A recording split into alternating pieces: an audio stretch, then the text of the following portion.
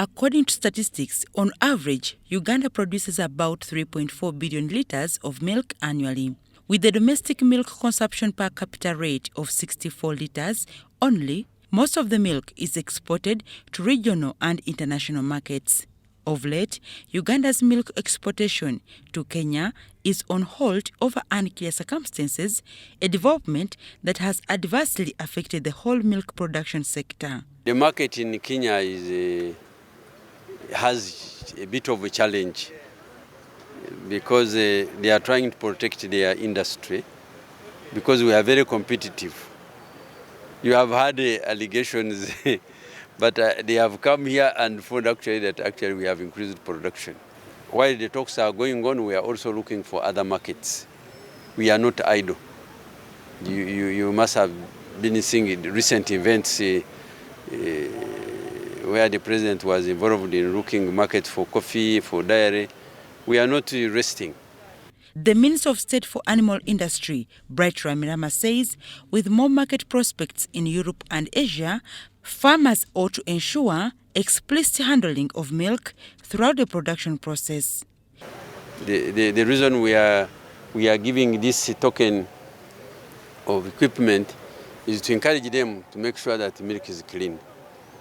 Milk is clean for both our local consumers and also export markets.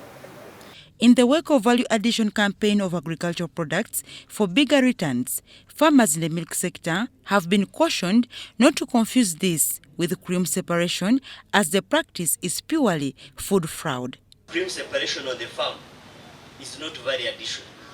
Now there has been a misinterpretation that they are adding value by removing cream and selling the rest of the milk, but that is food fraud because you are not declaring that you have removed some cream on the milk on the farm, and yet it goes to the milk collection center as declared as wholesome milk, of which now the processors don't get value, full value of wholesome milk. In order to sustainably ensure undisrupted milk production, Rwamirama advised farmers to devise means of ensuring continued access to water and feeds irrespective of the seasons. If we have to enjoy the fruit, you must water the tree. So the animal is like a factory. This dairy cows are like a factory. If you don't energize it, then it will not produce milk. The second one is nutrition. You have to feed the animals. You have to give them water.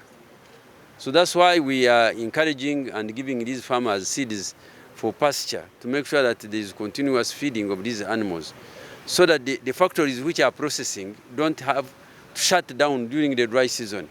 They should produce continuously. It has also an implication on the market.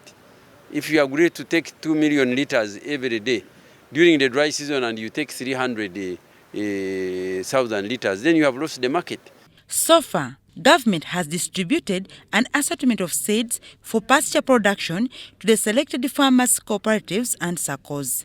Speaking on behalf of the beneficiaries of these tokens, Deborah Mulumba, a farmer from Nakasongola, thanked government for the effort to improve the sector. Keep on helping us, keeping on helping the dairy farmers because we are in this seriously, and also to entice others, to encourage other people, because you see, like in Kakola, people have cows, but these local cows which don't give milk.